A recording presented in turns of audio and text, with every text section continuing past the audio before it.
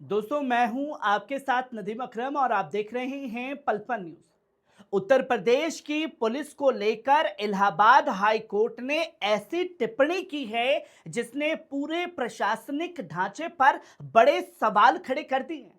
High court ने कहा है कि प्रदेश में कई अधिकारियों की वफादारी संविधान के बजाय सत्ताधारी सरकार के तलवे चाटने में लगी हुई है।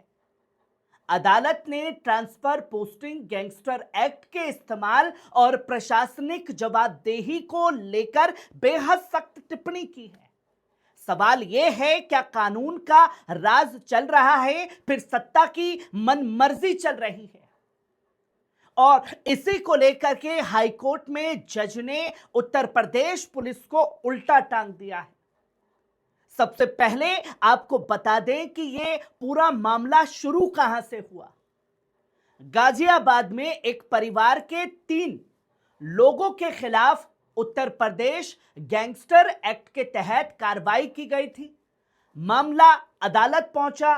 सुनवाई के दौरान कोर्ट ने रिकॉर्ड देखा, चार्जशीट देखी और फिर कई गंभीर सवाल उठाए।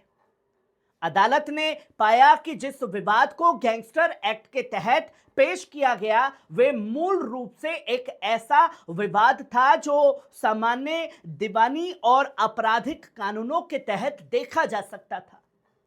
कोर्ट ने कहा कि रिकॉर्ड में ऐसा कोई ठोस आधार दिखाई नहीं देता जिससे यह साबित हो कि आरोपी किसी संगठित गिरोह के रूप में काम कर रहे थे। जज ने पुलिस की कार्रवाई पर क्या कहा? जज ने साफ तौर पर सुनवाई के दौरान कहा, जस्टिस विनोद दिवाकर ने कहा कि केवल किसी पर धोखाधड़ी या जालसाजी का आरोप होना यह साबित नहीं करता कि वे गैंगस्टर एक्ट के तहत कार्रवाई के योग्य है। अदालत ने यह कहा कि गैंगस्टर एक्ट लगाने के लिए यह दिखाना जरूरी है कि आरोपी हिंसा, डराने धमकाने या अवैध दबाव के जरिए संगठित अपराध चला रहे थे। लेकिन इस मामले में ऐसी जरूरी शर्तें पूरी होती दिखाई नहीं दी। इसी आधार पर अदालत ने गैंगस्टर एक्ट के तहत दर्ज मुकदमे को रद्द कर दिया है। सबसे बड़ी टिप्पणी। लेकिन दोस्तों, इस फैसले की सबसे बड़ी चर्चा किसी तकनीकी कानूनी बिंदु की नहीं बल्कि अदालत की उन टिप्पणियों की हो रही है जो प्रशासनिक व्यवस्था पर की गई है। कोर्ट में साफ तौर पर जज ने कहा कि उत्तर प्रदेश का प्रशासनिक ढांचा लंबे समय से राजनीतिक दखलंदाजी से प्रभावित रहा है, सत्ता में बैठे सत्ताधारियों के तलवे चाट रहा है। अदालत ने कहा कि कई मामलों में ट्रांसफर, पोस्टिंग और प्रमोशन योग्यता से ज्यादा राजनीतिक संरक्षण से प्रभावित दिखाई देते हैं। यानी अदालत का इशारा उस व्यवस्था की तरफ था जिसमें सत्ता के नजदीक रहने वालों को फायदा मिलता है और स्वतंत्र काम करने वालों को मुश्किलों का सामना करना पड़ता है। ट्रांसफर पोस्टिंग की राजनीति पर अदालत ने कहा कि यह आम धारणा बन चुकी है कि पसंदीदा अधिकारियों को महत्वपूर्ण और प्रभावशाली पद के लिए दिए जाते हैं, जबकि कई बार स्वतंत्र रुख रखने वाले अधिकारियों को कम महत्वपूर्ण जगहों पर ट्रांसफर या भेजा जाता है। अब जरा सोचिए, अगर किसी अधिकारी को हर वक्त अपनी अगली पोस्टिंग की फिक्र रहे तो क्या वे पूरी स्वतंत्रता से कानून लागू कर पाएगा? वो सिर्फ सत्ता में बैठे सत्ताधारियों के तलवे चाटने में लगा रहेगा।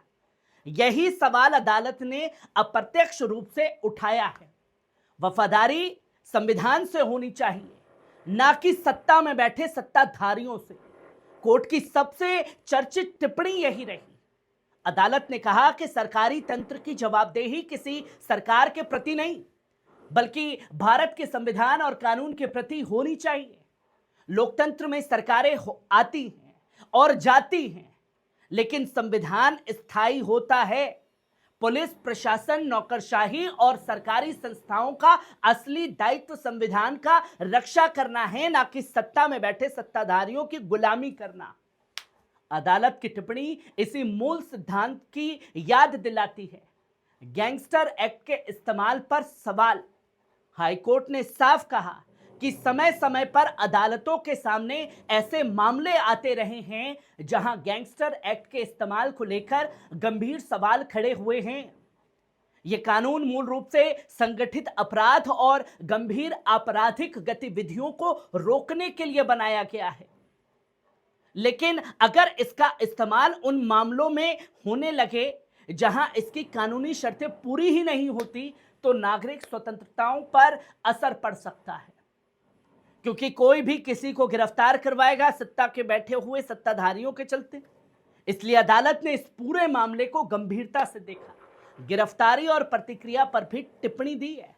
कोर्ट ने साफ तौर पर कहा कि कानून की प्रतिक्रिया का पालन किसी औपचारिकता की तरह नहीं होना चाहिए। अदालत के अनुसार गिरफ्तारी, जांच और मुकदमे की पूरी प्रक्रिया कानून के मुताबिक और निष्पक्ष होनी चाहिए, क्योंकि किसी भी लोकतंत्र में न्याय केवल अदालत के अंतिम फैसले का नाम नहीं है दोस्तों। न्याय उस पूरी प्रक्रिया का नाम है जो मुकदमा दर्ज होने से लेकर अंतिम निर्णय तक चलती है। गृह विभाग पर भी सवाल उठाए हैं। सुनवाई के दौरान अदालत ने कहा, राज्य के गृह विभाग की कार्यप्रणाली, उनके कामकाज करने का तरीका, जिस पर सवाल उठे। कोर्ट ने कहा कि सरकार को अपने अधिकारियों की कार्य क्षमता और उपयोगिता का स्वतंत्र मूल्यांकन करना चाहिए। अदालत का मानना था कि संवैधानिक पदों पर बैठे लोगों से सर्वोच्च स्तर की निष्पक्षता और संस्थागत ईमानदारी की अपेक्षा की जाती है। विकास दुबे मामले का जिक्र भी अदालत में हुआ। अपने आदेश में अदालत ने कानपुर के बिकरू कांड का भी उल्लेख किया। कोर्ट ने कहा कि इतने बड़े घटनाक्रम के बाद भी जवाबदेही को लेकर कई सवाल बने रहे। अदालत ने संस्थागत जवाबदेही की आवश्यकता पर जोर देते हुए कहा कि किसी भी लोकतांत्रिक व्यवस्था में जवाबदेही बेहद महत्वपूर्ण होती है। और अब सबसे बड़ा सवाल, आज सबसे बड़ा सवाल यह है, क्या यह केवल एक मामले की टिप्पणी है या फिर पूरे प्रशासनिक ढांचे को लेकर दी गई एक चेतावनी है? क्योंकि जब अदालत बार बार प्रक्रिया, जवाबदेही और संवैधानिक मूल्यों की बात करती है, तो उसका संदेश सिर्फ एक केस तक सीमित नहीं रहता दोस्तों। वे पूरे सिस्टम को आईना दिखाने का काम करता है, जिसकी तस्वीरें लोगों के सामने आती हैं। दोस्तों, अदालत का काम सरकार चलाना नहीं है, लेकिन अदालत का काम यह जरूर है कि वे संविधान की रक्षा करे और यह सुनिश्चित करे कि कानून का इस्तेमाल कानून के मुताबिक ही हो, सत्ता में बैठे सत्ताधारियों के इशारे पर नहीं। इलाहाबाद हाईकोर्ट की यह टिप्पणी इसी बहस को फिर से सामने लेकर आई है कि लोकतंत्र में सबसे ऊपर दरअसल कौन है, सरकार, प्रशासन या संविधान? आप इस पूरे मामले को कैसे देखते और समझते हैं? अदालत ने जो टिप्पणी की वो सही है या गलत? क्या अदालत की टिप्पणियां प्रशासनिक सुधार की जरूरत की तरफ इशारा करती हैं? अपनी राय कमेंट में जरूर दीजिएगा। आप देख रहे थे पल पल न्यूज़, आपकी खबर, आपका भरोसा।